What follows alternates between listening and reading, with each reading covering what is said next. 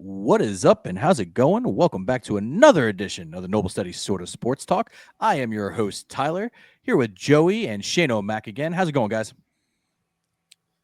Good to be It's been back, man. It's been a little bit of while since we talked, so I'm ready to talk football. Yes, you and me both, bro. Me and you both, Shane. Joey, how's it going, buddy? It's going pretty good. And managing more fantasy football teams than I thought I would. But I'm steadily carrying on. You get that surprise text from your father-in-law asking, "Hey, did you set my lineup?" And it's the day the first games are happening. And you just kind of like, "I didn't know I was running your team." Okay, and I'm undefeated in that, managing his team. So make that make sense. Well, normally that means you have better players on that team. That's why you're winning, but that Yeah, I but could be wrong. The sad thing is, like, in the league that I'm drafting for him, I know, like, I've taken all the dynasty knowledge that we have and drafted. So I've got a lot of young players on that team, and don't know how I'm winning. So I'll just keep it at that. That's fair. That's fair. Hey, I can't complain. I'm the one league that I'm 0-2 in, I've lost by combined 15 points. So my team's right there. It's just AJ Brown. Can you please make an appearance? I'm about to put a Amber Alert out for you, but just want to make sure you're okay. But Shane, how you doing in your fantasy leagues, bud? I'm doing very well in my league, my main league with the guys from high school, 2-0. Nice. 2-0 in one dynasty, 1-1 in another dynasty, and I just blame Yahoo for being a terrible platform for fantasy, and that's why I don't do well on it. 1-1 in the Messina's league, and 0-2 in our Yahoo league, and obviously, everybody was gunning for my dead corpse of a team in the Guillotine League. Who finished second? I mean, who finished last this week? Kevin did. Hey, it was nearly Corey. Oh wow. Them two were fighting it out for last place this week, but yeah, it was Kevin. So it should be interesting on the block tonight. We got I think the big player is Derrick Henry. Burrow would have been a big player, but he's dead. We'll talk about that a little later. And Joey, remind me who am I missing? I know I'm missing one more. That's a big player. I can actually look up the entire yeah. thing. Well, while you look that up, I'll look that up while we talk. But Shane, you forgot to mention who's 2-0 with you and sitting pretty at 1-2 2-0 in that dynasty league, huh? Tyler, it's really tough when you pat yourself on the back hard. I mean, somebody's got to. You asked how I was doing. You can tell other people how you're doing. Doing well in my best ball leagues, since we're not talking about Tyler. I did want to mention I did go to Vegas this year. I was invited by some guys I work with, and to see the amount of fantasy activity out there is wild. We're in $1,000. We split it 4 ways. $1,000 the Pick'em League at Circa. Top prize is $21 million. So that was interesting. You have to get a proxy to put your vote in. So you pay on top of the $1,000. It's like $135. There's a proxy who is very attractive. But then there was a bunch of different. Yeah, it doesn't hurt. There's a bunch of different leagues, $5,000 entries, $1,500 entries, but then you bid on the first round picks and the second round picks. There's third round reversals. There's 26 round best ball leagues. I mean, it was wild. Dude, it does sound wild. But the only issue is, though, I'd find like if I feel like it'd just be more expensive for me to join a $5,000 league, because if I did, my wife would divorce me and instantly cost me way more. They had some like $350 leagues, and I mean, it's not, but there's some guys that play high stakes. We were, I forgot who was in there was a podcaster and guy. I think I told you who it was. Tyler's name slipping my mind. Yeah, it's good. He was in the first draft I'm in. He was talking about how NFL Network was trying to hire him with people. I was like, man, this is just some wild stuff. So Shane's like, I have elevated my status here, and I don't know if I'm supposed to be here or not. I just drank a lot of free. So they have it catered. So when you have breaks, there's like fully catered snacks. There's drinks, there's beer. So I was sitting there drinking beer the whole time, just watching these guys I went with draft. And it was pretty wild. Very nice. Very, very nice. But I think well, enough about fantasy right there, unless Joey found the name. I found the names. You have Joe Burrow, even though he's on IR. Yeah. Brock Bowers, Derrick Henry. That's what it was. Drake May, just to highlight a few on there. Hey, I'll be honest, Drake May at quarterback right now is doing a lot better than some people's quarterbacks, i.e. mine. I think it's Yahoo. Both of my quarterbacks are out. No, it's Degenerates. Both of my quarterbacks are out. Okay, you're talking about Jaden Daniels. You also did play the Packers, which no. He got hurt. Yeah. So it's like, great. That's awesome. So, perfect segue here. Talk about week 2. We had I think the strongest looking team out of the first 2 weeks of the season, and y'all tell me if y'all disagree. At least the strongest defense has to be the Green Bay Packers, and that's with the addition of Micah Parsons. My Lord, we all saw what the Lions did to the Bears yesterday of 52-28 or something, and that's the Lions beating the Bears. They got destroyed by the Packers. I remember watching it. I'm like, I was like, the Lions just can't do anything. I don't think I've watched a Lions game in about 3 years where I've been like, oh, they're just not the better team this week. So that was fascinating to me. And then, you could just see the way Parsons brings they had juice and energy before, but he just takes them to the next level. Super Bowl defense level. Shane, what you think, bud? No, I like what I'm seeing from them. A little nervous on the injuries, right? They've gotten dinged up a little bit on the offensive side, but Crafts look great. They need Golden to step up. But their defenses look great. I would say between them, the Bills and the Ravens would be the 3 teams that look probably the best to me. And a Borosive? Yeah, watching that game on Thursday night, it just felt like they just had a handle on Washington the entire time. Detroit, it's a rivalry game, so you're going to have that kind of struggle. As it doesn't matter, it's one of those games where it doesn't matter how good or bad these teams are; they always seem to play each other close. But yeah, Green Bay to me is definitely a Super Bowl favorite coming out of the NFC. AFC, it's the typical Baltimore, Buffalo, top 2. So, I'm interested to see how what's going to happen beyond this week. Yeah, for sure. Well, speaking of the AFC, and you talk about the usual suspects, something we're not used to seeing is the Kansas City Chiefs 0-2 to start the season, dropping the first game to the Chargers, and then dropping a really boring game to watch to the Eagles in a Super Bowl rematch. So, man, look, let's take the obvious: losing Xavier Worthy on a fluky third down that he gets trucked by his own teammate, because he can't get off the ball because he's old and washed, certainly doesn't help the situation. And it is blatantly obvious Patrick Mahomes has no weapons.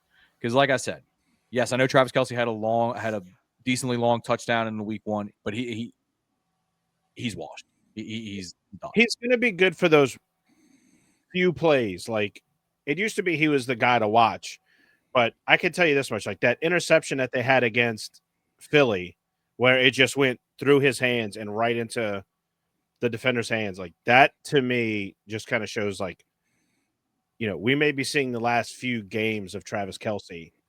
Yeah. In football. When you think about it. Well, this season, I would say. I would say career-wise, he may be hanging it up soon. Well, no, that's what I mean after the season. Yeah, because think about it. He just proposed to everyone's favorite, pop star. He's not going to have to work anymore.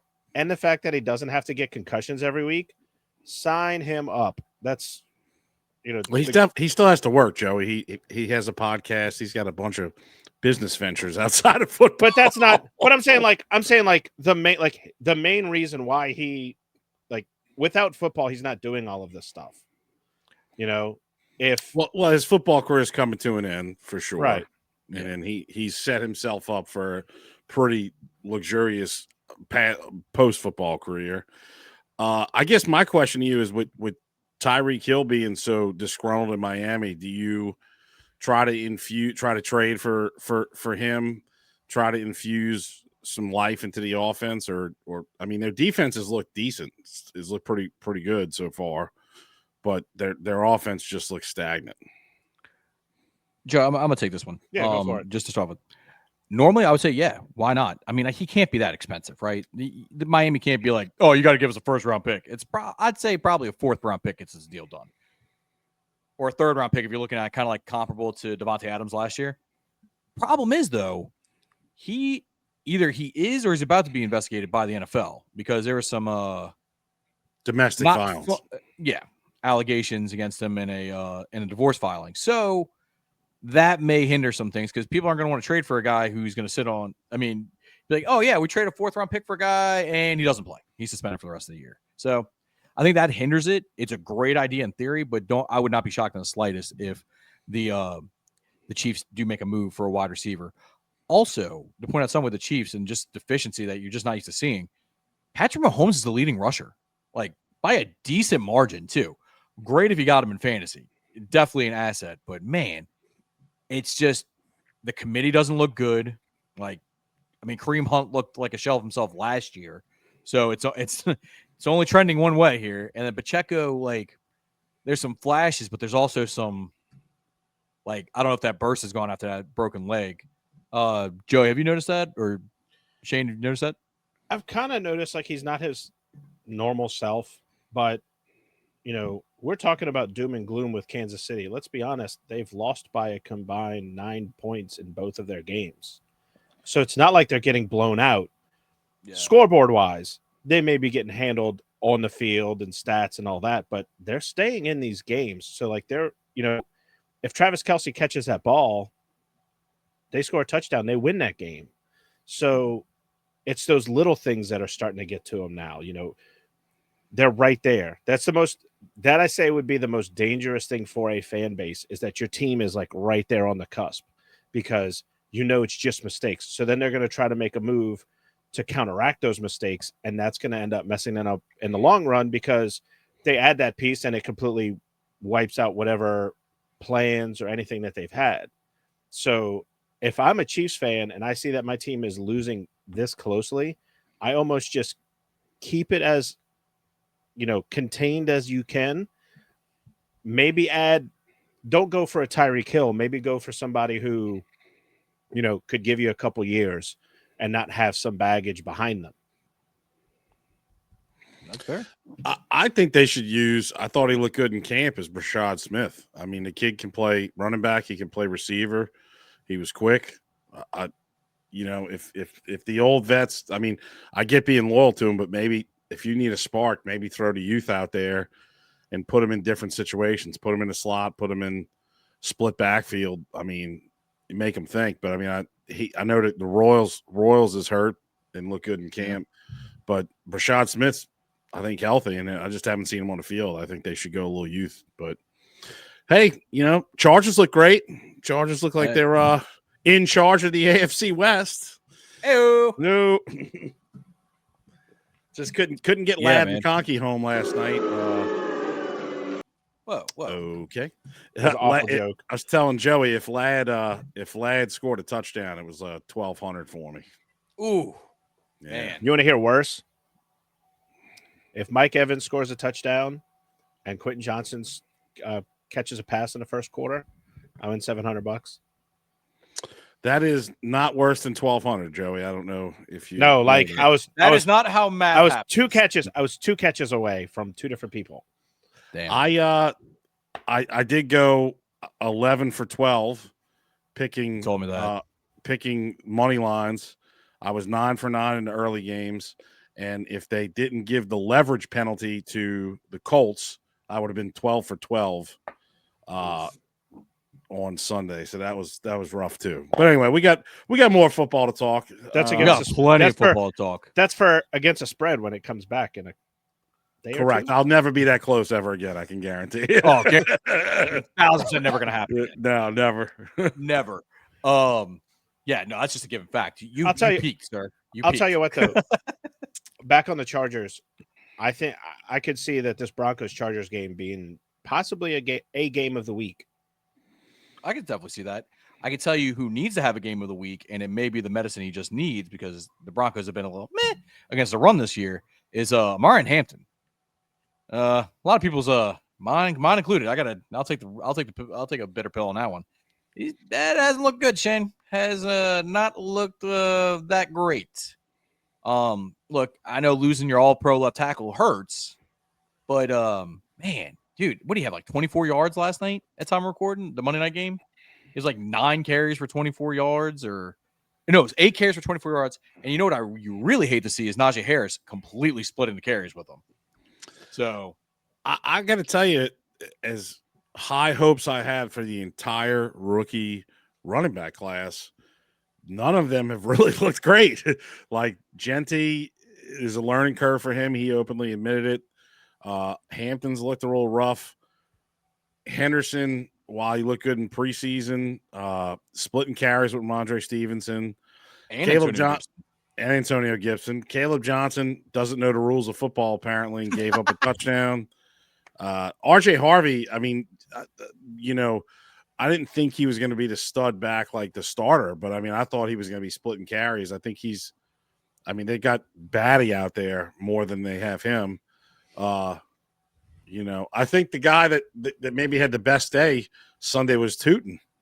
Looked the best at all of them. So it's still early, but I know we all had high hopes, and it just isn't paying off early for sure.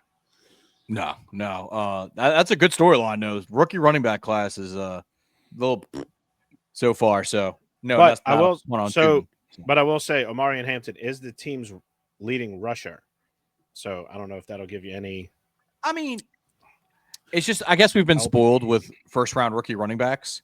Like the last two were what, Gibbs and or I'm missing one last year. No, there wasn't one last year, right? No, it was not one last year. So it was Gibbs and Bijan. So we're like, yeah, we've been spoiled. Okay, like you just think Bijan, you're just treating Bijan like a rookie because Arthur Smith doesn't know how to handle a fucking offense. I got beef with Bijan. Okay, and just hear me out real quick. Nothing against his talent.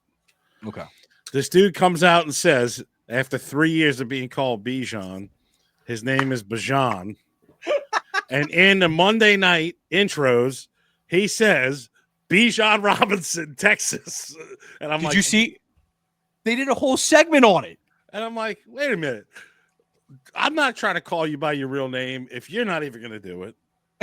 Are you saying that he's like Denzel Washington, that we've been calling him the wrong name this entire time? It's Denzel.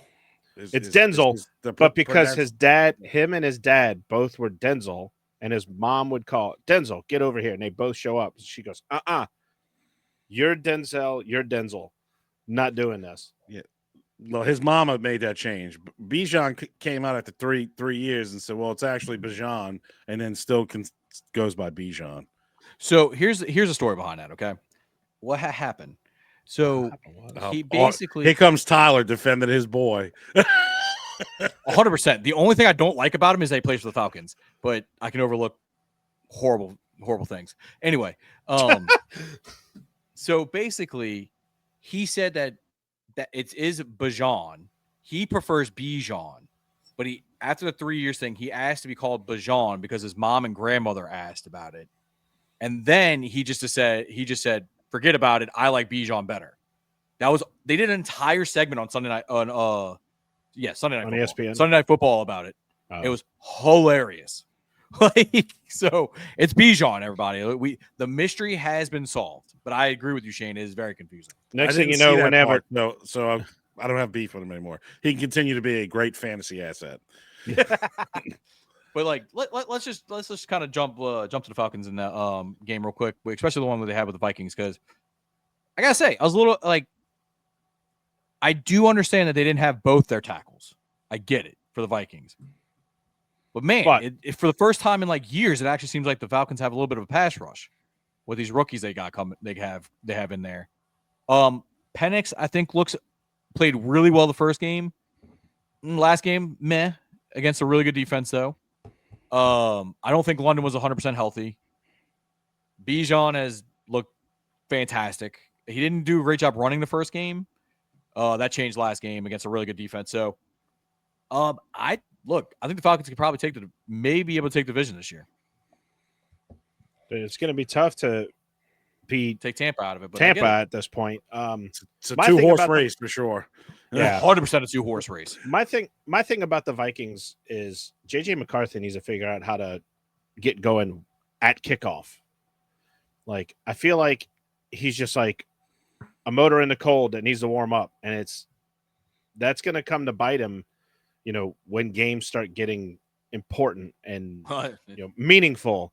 Cost him an ankle. Yeah, cost him. Yeah, right. But like, it's crazy to me that hey, you've had a year to learn behind Sam Darnold, who had a crazy renaissance in Minnesota, but you're coming out and it's almost like the game is way too fast for him.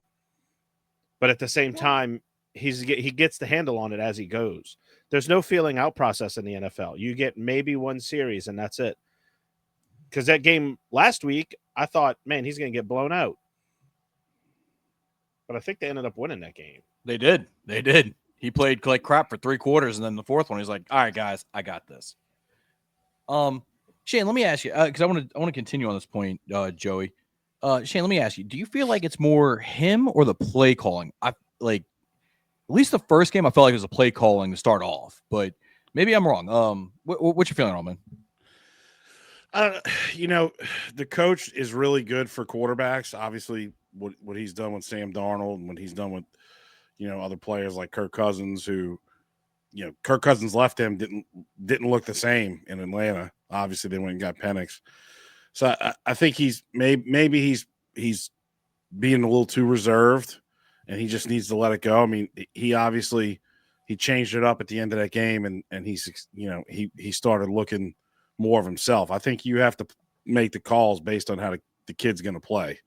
You can't just try to be conservative. I think if he's a flashy player, if he thrives in that system, then let him thrive. You change up the plays and they look good. So I think that's it too. I think he's still got. I mean, he's got to get some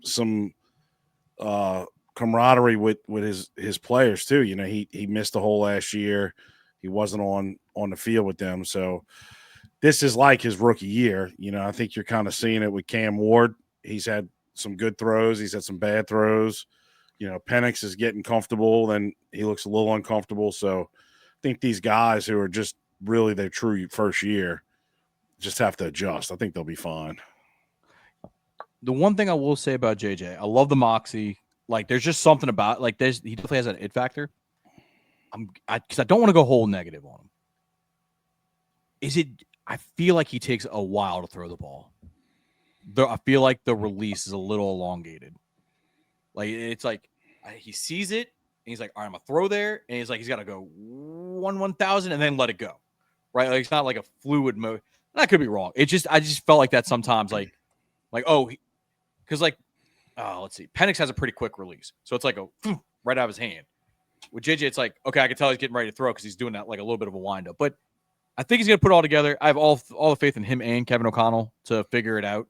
It's just going to take some time, like you said, Shane.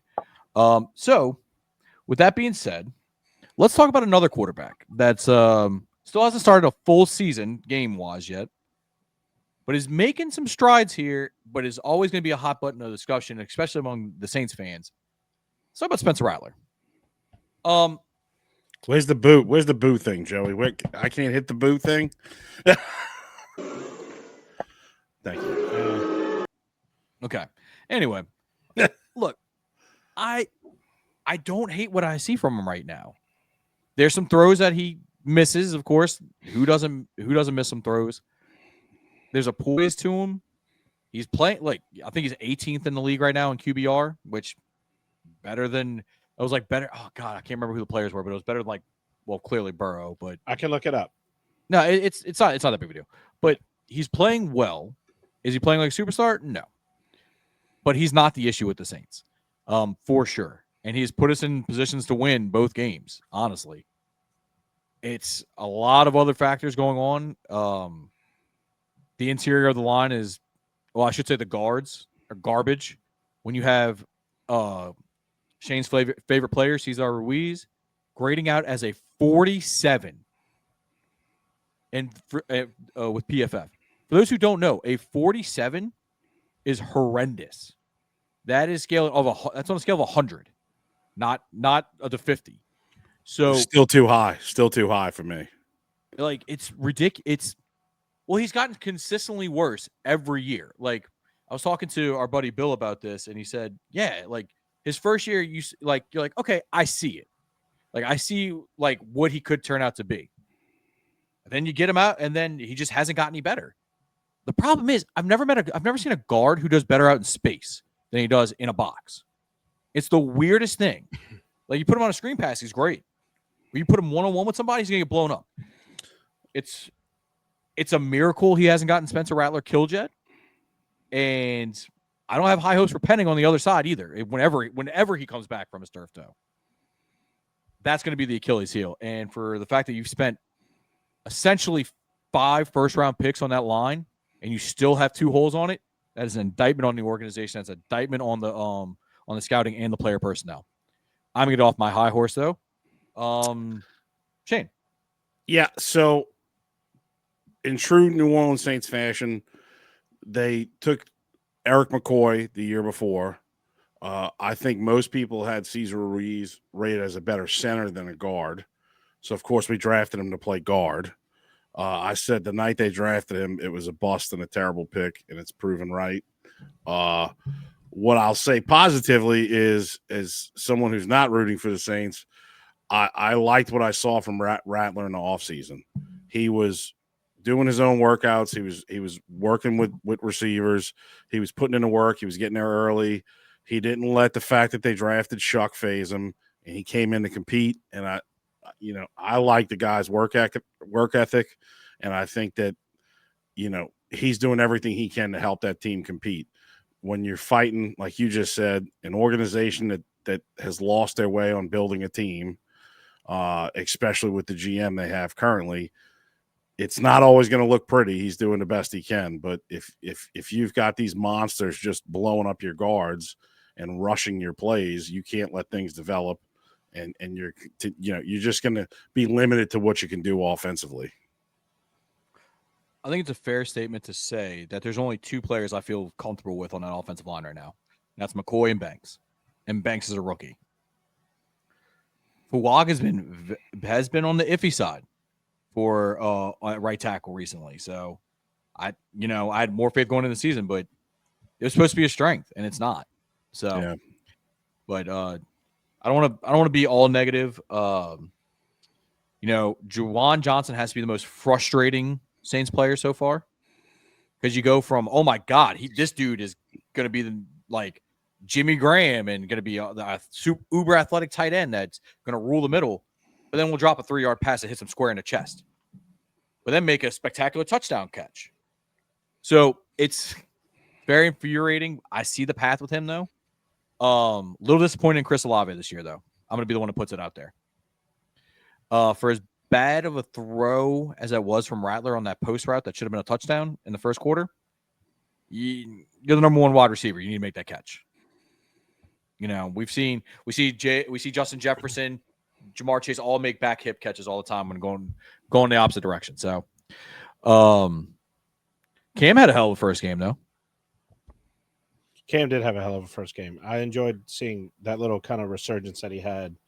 But I want to go back to Rattler real quick before we go too far away from this point I want to make.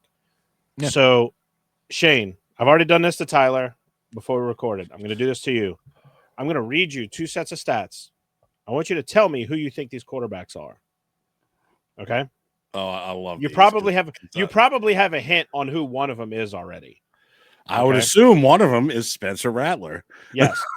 That's going to be so you have to decide which one is Spencer Rattler and which one is and who's the other one. Okay.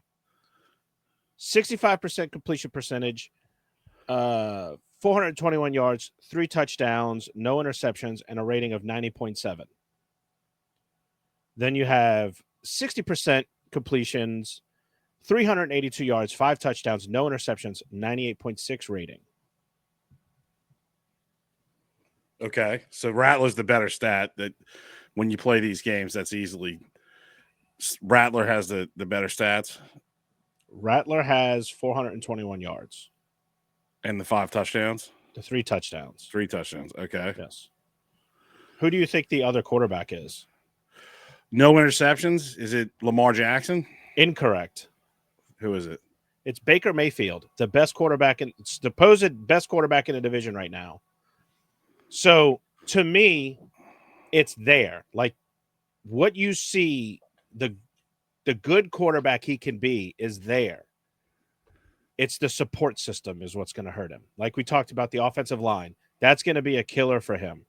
The fact that he's got legs and he can kind of run around, he's not just that stationary mobile, that stationary pocket quarterback. That's going to help him in the long run survive. The thing I like seeing was, when a mistake gets made or a bad play happens, he doesn't just mope. He's like, all right, come on, let's go. Next play. Eventually that will tire out with fans. But the thing that I like seeing is that he keeps coming. He keeps coming. He's not doing like there are certain quarterbacks when stuff starts to go wrong, you kind of see them just kind of become a shell of themselves. Cam Newton is one that comes to mind immediately, where when stuff started going wrong, you just see him, he'd be Mope Newton on the sideline. You don't see that with Spencer Rattler. If anything, every game that we've had, it seems like, okay, we at least have a shot to come back. Yeah. I think it's a little tough to pull stats from 2 games and compare and feel like you're comparing apples to apples. If you pulled Derek Carr stats from the first 2 games last year and compared them with everybody and then compared how the rest of the season went, the stats tell a totally different story for a full season, first 2 games to start the season. But when I look at the first 2 games this year compared to last year we played 2 teams that, I would consider possibly dumpster fires last year to start the season. This year, I feel like those teams are a little better this year than they were last year. And we've, didn't we think we lost both games by 1 possession this year? So with not very high, expectations for the year, a lot of people are saying we're going to win 3 games and that's it. People thought this game was going to be a blowout. Granted, Mac Jones was a quarterback and they didn't have George Kittle, but still, at the end of the day, you have a team who sucks and, should have been blown out in both of those games, according to the experts. I think we're more competitive than a lot of people give us credit for. I don't know if we're going to win a lot of games. Like I'm just being fair. Like I feel like we're going to be that scrappy team that's 1 possession away all the time. I don't think 3 is that out of the question. I think we'll get some scrappy ones against a division opponent. Probably one against the Panthers if I had to guess. But hell, maybe even 2. Maybe we get lucky and sweep the Panthers. Who knows? We have the Dolphins too. We have the Dolphins, so that 3 right there. A win. Yeah, that's 3 right there. So I'll ask you guys this, since you guys are Saints fans. Say you guys say in 3 games, you go 3-14. Mm-hmm. The quarterback class, that is next year is supposed to be strong. No, it hasn't looked strong. Oh, hasn't looked strong, but in the next 2 years is supposed to be strong. Rattlers looked well, right? If he continues to perform the way he performs, it's not like these 2 guys that are on a roster aren't the future of that organization unless a quarterback that you need to quarterback your team transcends the talent that's around them and can make things out of nothing. So do you think that the Saints organization is going to stick with these guys, or if they go 3-14, are they going to look to the draft and spend a high pick on Garrett Nussmeier? So if you're asking me what I think they should do or what they will do, You could give me both. I'll take both. What they answers. should do, what you always take your shot at the quarterback. I'm sorry. You got to. Unless you feel like the guy you have in-house is a slam dunk. But you really can't say that when one's 0-8 as a starter and the other one you just have no idea yet, right? Like, so I can only go by the information I have right now. So knowing what I know now, yeah, you take a shot on the quarterback. What I think they do, I think they put in their head of unless they're just in position to draft like a generational talent, like somebody just truly makes a breakout and just separates themselves. I think they get in their mind of we're going to shore up the pass rush or we're shore up around it while we still have the young quarterback. While we have something here, they can play, but we're gonna shore up everything around and build a team first. I could totally see them doing that. Joey? Yeah, well, because in their mind, they think they're not in rebuild mode. That's the biggest thing. They don't think they're in rebuild mode. But the problem is you have a brand new head coach. You have, technically unproven quarterbacks. You're in rebuild mode. So if I were the Saints, like Tyler said, if a Garrett Nussmeier comes up and he's, say he wins the Heisman like he's favorited to do this year, you take him. You bring him in. You don't sit there and go, I'm going to pass that up. Like, give him a shot. You've already cut Haener. So then you still have your 3 quarterbacks and you tell them, hey, you're competing.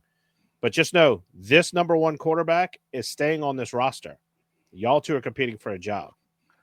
Joe, if you go 3-14, I'm assuming you have the first or second pick in a draft. Yeah. You're not taking a skill. You take a skill position player. No. What I'm saying is that. No. What I'm saying is that if you take that quarterback there, you're essentially saying, "Hey, to Shuck and Rattler, one of you are the backup, yeah, and one of you is going to be on the streets, yeah." Like it's essentially what you're saying. But the reason I'm saying it the way I'm saying is because they gave Jake Haener a shot when all 3 of us knew that wasn't going to. They gave him equal number of snaps with the number 1s to start training camp. I think that's Kellen Moore was a quarterback, and I think that is him giving everybody a fair shake, because he knew what he had with Haener, and he knew he was going. But he gave him a shot. I think that's more of a old quarterback feeling good about letting another quarterback go. He also, look, I'll give him credit. Haener looks great in practice, but when the lights come on, we all saw it against the Commies last year. Good gracious. He can throw the ball when there's no pressure and there's no game going on, and it's just they're chilling with your bros and all that. Yeah. It's when the lights are on. That's when it matters. So, I mean, the positives for the Saints, I would say, is Banks. I've really liked his game so far this season. I mean, I don't know, man. There's not a lot of positives. I'm glad we're not getting blown out, but it's also like, so it's gonna be long. I mean, I know we've all said there's going to be a tough year for the Saints. If this is the year, do you feel that they move on from Loomis? Do you think they'll finally say, hey, maybe we need a fresher approach to building the roster? Or do you think he's just stuck with that organization until they sell? I think the more likely thing would be for Jeff Ireland to be removed from the draft and player personnel spot. That would be my guess. Or if that doesn't, I don't think you ever get an outright firing from Mick. I think what happens is he moves to director of business operations, ticket master liaison. He gets another title within the franchise. Yeah, and he just probably a pay bump too. Like, assistant hey Mick, to the owner. Yeah, something like that. You know what I mean? Personal shopper. I don't know. The way he likes to burn her money. Anyway, I digress. I think you see that kind of move and then somebody else come up behind him. Now, my fear would be they do that and they're like, oh, hey, man, you've been in the organization. Let's just promote you in. You need somebody outside, in my opinion. Fresh ideas on how team building is. Because also, let's point it out here. It was a disgrace, an utter disgrace, to see the Dome in all red on Sunday. My Lord. I don't hear a peep when the 49ers are on offense. When we're on offense, it sounds like the dome. It sounds like we're the former Dome Patrol. I was like, I was out. I was that infuriated me, and that needs to be the sign to Gail that we need to make a change at GM. I think the problem, though, that you will run into is because Gail is kind of as not like into the team as Tom probably was. She probably sits there and thinks that like, ooh, we have a fresh head coach. Let's give them a shot. Them, coach GM relationship, them. So she's going to give him a couple years. He should have been fired last year when Dennis Allen got the pink slip, but it's, I think the problem is that, they believe too much that they're a family, so then they're going to keep people in that should have been gone a long time ago. That's Maybe fair. she might be hoping for like, when Sean Payton, when they were talking about like, oh, they're going to fire Sean Payton in, what was it, 2016? And then we lucked out with the 2017 draft class and were the Saints of, 06 to, 2010 again. Yep. For those couple years. She's hoping for that with Mickey. She's just like, well, you did it once before. It's just like that degenerate gambler who sits there and goes, well, I've won $1,000 on bets like this. Let me keep going and doing it. I'll hit it again eventually. Yeah, look, if my mother was the GM and she wasn't winning games, I'm firing her. So she needs to grow up and run a business, and it's not a family, it's a business. Even if it's a family business, if you're not contributing and you're not succeeding, you're out the door. Then you just get out. Get out. Get out. Well, speaking of players that are getting out right now and getting out to the injury room, man, dude, this year's been brutal for quarterbacks. My Lord. So Shane, why don't you take it away? This has been something you requested to talk about. So why don't you give us a little intro into the mass unit that is the quarterback position. So going into week 3, Justin Fields, level 3 concussion or grade 3 concussion. Purdy out, I think, at least for another 2-3 weeks. JD5 got a banged up knee. Baker banged up knee. JJ McCarthy also knee. Joe Burrow, grade 3 turf toe, which I did a little research. All of his ligaments popped off of his toe and shredded off the bone, and they have to go in and surgically repair that. So he's out 3 months. So I'm gonna talk about I'm gonna talk about our boy Joey B. Through 71 games, he has been sacked 201 times. He's 28 years old. Andrew Luck, through 86 games, was sacked 174 and retired at 29 because of injuries. Not saying that's what's going to happen with Joe Burrow, but the numbers don't look good. They've got, I don't know the stat, but the majority of their salary cap is tied up between the quarterback, 2 receivers, and now a defensive end.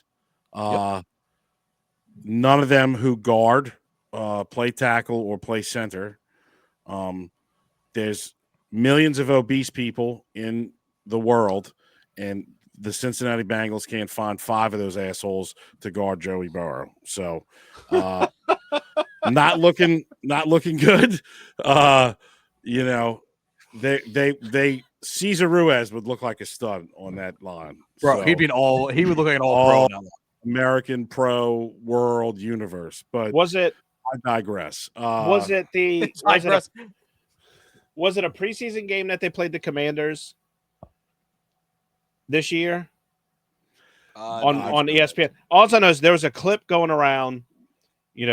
This is the Cincinnati Bengals offensive line. Joe Burrow drops back for a pass. All of a sudden, there's 3 Commanders in his face.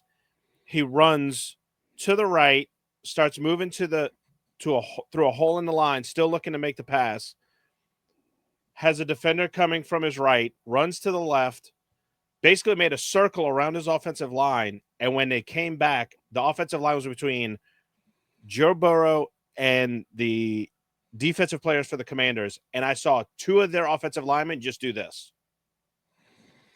That's Right, the yeah. offensive line for the Cincinnati Bengals. Yeah, If I was the GM with how much money is Joe Burrow supposed to make this year? $25 million in base salary. If it's like I'm paying him, 55 million. Yeah. right, it's a $46 million cap hit on basically for what he's getting. Yeah. If I'm the GM, I am going to every single offensive lineman and I'm saying, if you hurt our quarterback again, every single one of you are finding another job. I mean, you might as well start looking because it I ain't was about to say, changing it's not happening. unless Bro. they start Steve Ballmer and this offensive line and getting ghost sponsorships to help, like, you know, offset the cost or something. I don't know, but I mean, they're in trouble. It's crazy to think that. What year was it they went to the Super Bowl? 21? 21. Yeah, 21. That team went from that to what it is now. Well, I mean, unfortunately, And their it's gonna get skill the injury position- label. Their skill position players are the same, aside from running back. 'Cause then They they haven't Joe had a Mixon. solid. They haven't Yeah. had a solid tight end. They've had serviceable third receivers, but they have no offensive line, Joey. They really. Yeah, The last beginnings and offensive ends. lineman I can remember of any prominence there was Andrew Whitworth, and they didn't hold on to him. They let him go, and he went on to win the Super Bowl with the Rams against them. against Yes. them. Yes. So, Yes, facts. but it's not a you know, for week 3, we're excited the NFL's back, and we've got, you know, Browning versus Wentz this weekend, I think. What a time to be alive. We got Mac Jones out there slinging the We thought- ball. We thought Mac Tyrod Jones versus Taylor. Rattler Yeah. was the fucking was the bottom. No, I mean, that game was at least entertaining at the end. It was. It was. I'll give him credit. You know, I'm curious to see what you guys think. I mean, the Bengals signed some kind of off the street guys. I mean, does no one want to see Jameis just hurling the ball to Higgins and Jamar Chase this season? I mean, that seems like a golden idea. I would love nothing more than to watch that. But we all know we don't get what we want from the NFL. It's just going to be Jake Browning, and all the Jamar Chase owners, like myself, are just going to be praying to God he gets 10 receptions off 10 screen passes and hope it works. Well, I don't know if you noticed talking about Jameis. So that offensive lineman who got flagged like 4 times on one drive, and they benched him, was losing his mind on the side. And the next clip Jameis has him calm down. Jameis is next to him and is the only one that can calm him down, which I think is just hilarious to me, because I was very critical of Jameis at the end of his Saints tenure, but he is just a character, and it's like good for the NFL. So why wouldn't you? He's buried on that depth chart, dude. Send him somewhere. It'd be amazing. It would be honestly amazing. But I feel like New York thinks that there's like some kind of crazy, like, you know, old man veteran presence that they're going to teach Jackson Dart with keeping Jameis on the roster. Well, they're starting an old man already. They can, yeah, I was about to say they got older Russell Wilson, but the thing is, like, bro, how much longer does Brian Daboll honestly get? I mean, honestly, is this his like, last season? Like, this has to be it, right? Well, I feel bad for the guy because, and hear my theory out, right? He was hired basically because he was credited of basically being the Josh Allen whisperer and getting the team, like getting him to be the all pro level he is. I mean, the dude's still doing it, yet he hasn't been able to develop a quarterback in New York, right? Mm-hmm. And Allen's only gotten better, MVP level better. So it's kind of looking like more of the player than the coach there. And you know what doesn't help him? Daniel Jones lighting it up in Indy. I was just about to get to that. Like, first of all, you refer to him by his proper name, and as Indiana Jones. Indiana Okay. Jones. Um, Hold on, I Shane. can't wait. I got I a can't free wait Shane. for I got a show. I got a free Shane. I can't wait for the bottom to fall out on the Colts because Daniel Jones is it going to though? Yes, absolutely. I'm riding this Jonathan Taylor train with my freaking fantasy teams till the wheels come off, man. I mean, it could not, but I mean, we have seen Daniel Jones play in the NFL. He had like one good season, so maybe he does. Maybe he has another good season, and then he's terrible next year. But I don't care about that. yeah, but I only worry That's about okay. one season. I don't need all the seasons. I do agree with Joey. You signed Daniel Jones, you let Saquon leave, and you couldn't do anything with Daniel Jones. Shane Steichen doesn't seem to have a problem getting him to be Right? playing to his strengths. You know, oh my God, he had a strong running back. We're going to let him lean on that running back. Oh, we couldn't keep Saquon to do the same thing.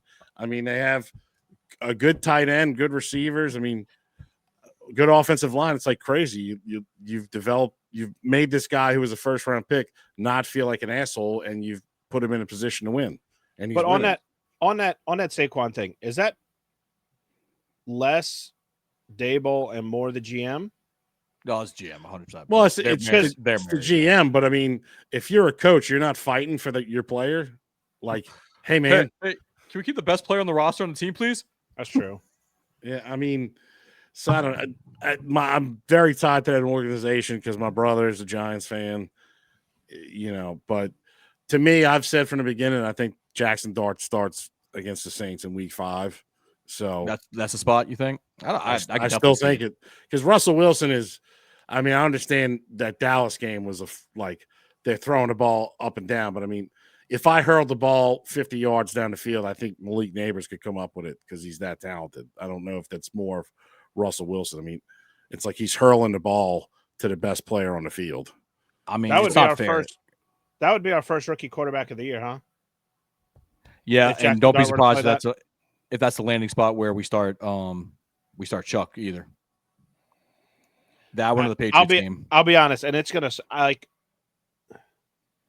Spencer Rattler hasn't been a liability yet, and it's like. But at a certain point, I agree. though, I agree with how you. many how much longer can you trot out a guy who's 0 and at that point be what 0 and 11? Yeah, I don't disagree with you. I'm just saying, like, you know, at that point, it would just be like, hey, man, like, we'll trade you somewhere because, like, you're good enough to be a quarterback. You're just not winning the games. And I don't know if that's him or if that's the team around him. I mean, I like the guy, but he was drafted in the 5th round. Like he's 0 and 8. He is serviceable, but I don't know if he's a starter in the NFL. I think he's going to be a serviceable backup. Maybe get some spot work. And plus, you got to see what Chuck can do. I think that's the biggest thing. I want to see what he can do because I mean, you have to see it. Yeah, who knows? It's like I think you said it at one point, Tyler, in the preseason when Shuck is in. I feel like we have a chance. Was that you? So yeah, all right. Correct me if I'm wrong. But no, that's exactly right. Okay. So let me expand on that. And even with how great Rattler's kind of looked, and I don't know if it's a play calling or just not having weapons or whatever, right? And like I'm giving a lot of excuses here. Mm-hmm. It just feels capped, right? Like it just feels like I'm playing like you're playing one arm tied behind your back. And I think Shuck can maybe be all right, full go. Let's unleash the offense. Now I could be completely wrong here. But so my prediction is, and this is what I want to wrap it up with, guys. Final prediction. How many games does Shuck start this year? Or does he start any? Shane, I'll go with you first. I like the idea of him probably getting a Week 5 start. I would say half. I mean, if you're going to give him a chance, I think you have to let him start 7 to 8 games, unless he is just atrocious. Then you pull him. But if he's competing, like you said, I think when you looked at preseason, So he's a taller guy, right? He's a bigger guy, Bigger arm. bigger arm. You know, you feel like there's explosive plays waiting. I think you spent the 40th pick in the draft on him. If you're not winning games, you have to see what this kid has, because you have to make a decision if you're going to be drafted in the top 10 or top 5 of the draft. And you know what you have in Rattler. You need to see what you have in Shough. You know, you checked Haener off in preseason, so you got rid of that. So to me, I would say he needs to start at least 7 or 8 games this year. That's fair. Joey, what you think, bud? I agree. Give him a shot at least half the season. I think it's going to take a awful performance. I think Rattler's going to have to lose it in order for Shough to at least get a sniff of the field. If you get what I mean when I say he has to lose it. No, yeah, he's got to play bad. It's not going to be okay, well, we've given you a run. I feel like Kellen Moore is very patient, and it could be a detriment to the franchise if he is too patient. I think he needs to give him a shot. Give Shough a shot. You know, we're calling this season a wash. If anything, keep it entertaining. You keep the fans involved. You know, give them reason the to ones be that excited. go. Yeah. I'll tell you this: if they go 0-4, and that's why I said the Giants, it doesn't have to be completely bad for Rattler. If you start the season 0-4, you make a change to try to jumpstart a team to win a game. And that's probably the easiest spot to do it. That's the only reason I say that. I don't necessarily know if Rattler has to play horrible for them to make the change. Yeah, that's the only thing I'm saying. It's just more along the lines of seeing what you got. You have to figure out if you're going to make a trade, if you're going to draft the quarterback high, if they don't pan out. So you have to figure out what Tyler Shough is. So that's where I'm at. I don't think it's against the Giants. I think it happens against the Patriots the following week, especially if they're winless at that point. That's where your fail-safe is. Because at a certain point, I think Spencer Rattler will be 0-15, he's 0-8 right now. 0-8 right now, so that would be week 6. It's week 3 now. Okay, so it'll be 0-11. Yeah. Okay, so for him to be 0-15, we lose Seahawks, Bills, Giants, Patriots, Bears, Bucks, Rams, and that makes very him easily 0-15. could see that happening. Yeah. Yeah. Okay, so. Well, that's what I'm saying, though. At a certain point, you can't keep trotting out a guy and be like, yeah, he's showing great stuff. It's just not culminating in a win. Now, right? let me ask you this kind of superficial, probably doesn't matter question. Do you start Shough in an away game, an away divisional game? Because if he makes it to the Rams, the very next game is at the Panthers. Maybe. Panthers are a nice landing spot. I think if you start him, if you say, hey, we're just going to make the change, you give Rattler the Giants game. If he doesn't win that, you put Shough in against the Patriots. Yeah, look, I think that's fair. Yeah. Yeah, I mean, not to beat a dead horse here, but it's not much of an advantage at home right now if you look at that San Francisco game. That's true. But you definitely have to start him at home, I think, instead of away. But one last note, though. I feel like you make that change to Shough, though, you can't go back without an injury. Well, if you do, then what you're saying is we're drafting a quarterback in the first round. If you do that, especially if Rattler's not playing now, if Rattler's not playing bad and they end up benching him just because they're like, all right, Shough's ready, then you can go back if Shough just completely fails and Rattler can continue his run. But if Rattler's like meh and we haven't won a game, and then you make the change to Shough and he's horrendous, then you're like, yeah, we're just taking a quarterback and saying poo-poo on his deal. But on that positive note, I feel like it's a good little spot to end this recap episode. We'll be a little more consistent. We're going to have a ATS episode for y'all out this week as well. Help y'all line y'all's pockets with some cash while you listen to us. But until then, I am Tyler, your host, with Shane O'Mac and Barosov, a.k.a. Joey. Until next time, later. Deuces.